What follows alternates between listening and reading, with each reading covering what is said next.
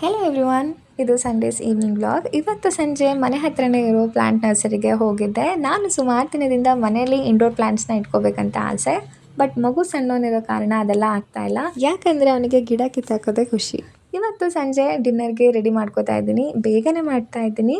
ಮನೆಯಲ್ಲಿ ಹಿಂದಿನ ದಿನ ಬಿಡಿಸಿದ್ದು ಫ್ರೆಶ್ ಪೀಸ್ ಇತ್ತು, ಅದರಲ್ಲಿ ಇವತ್ತು ಆಲೂ ಮಟರ್ ಮಾಡ್ತಾ ಇದ್ದೀನಿ.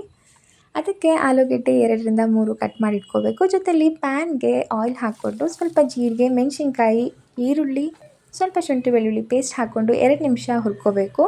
ನಂತರ ಪೇಸ್ಟ್ ರೆಡಿ ಮಾಡ್ಕೋಬೇಕು. ಬೇರೆದು ಟೊಮೆಟೊ ಮತ್ತು ಗೋಡಂಬಿ ಸೇರಿಸಿ ಅದು ಆ್ಯಡ್ ಮಾಡ್ಕೊಂಡಾದಮೇಲೆ ಬೇಸಿಕ್ ಸ್ಪೈಸಸ್ ಏನಿದೆ ಅದನ್ನು ಹಾಕೋಬೇಕು. ಚಿಲ್ಲಿ ಪೌಡರ್, ಟರ್ಮರಿಕ್ ಪೌಡರ್ ಮತ್ತು ಸಾಲ್ಟ್ ಇದೆಲ್ಲ ಹಾಕಿದ್ಮೇಲೆ ಆಯಿಲ್ ಸಪ್ರೇಟ್ ಆಗೋ ತನಕ ಒಂದು ಸ್ವಲ್ಪ ಫ್ರೈ ಮಾಡ್ಕೋಬೇಕು. ಅದಾದಮೇಲೆ ಕಟ್ ಮಾಡ್ಕೊಂಡಿರೋ ಆಲೂಗೆಡ್ಡೆ ಹಾಕಿ ನೀರು ಎಷ್ಟು ಬೇಕೋ ಅಷ್ಟು ಹಾಕ್ಕೋಬೇಕು.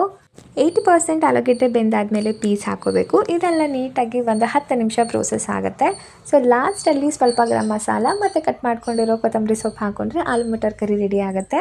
ಇದಕ್ಕೆ ಕಾಂಬಿನೇಷನ್ ಆಗಿ ಮನೇಲೇ ರೆಡಿ ಮಾಡ್ಕೊಂಡಿದ್ದು ಮಲ್ಟಿಗ್ರೇನ್ ಆಟ ಚಪಾತಿ.